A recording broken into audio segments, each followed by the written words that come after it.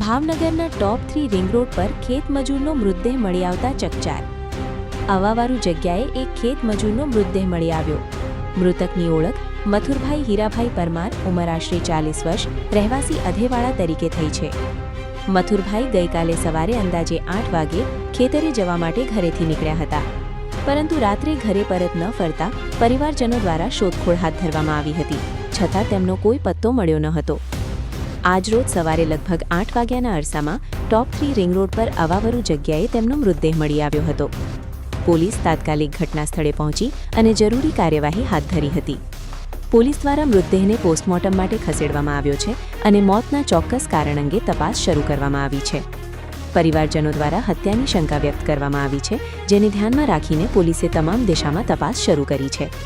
હાલ સમગ્ર મામલે વધુ તપાસ ચાલુ છે અને પોસ્ટમોર્ટમ રિપોર્ટ આવ્યા બાદ મોતનું સાચું કારણ બહાર આવશે।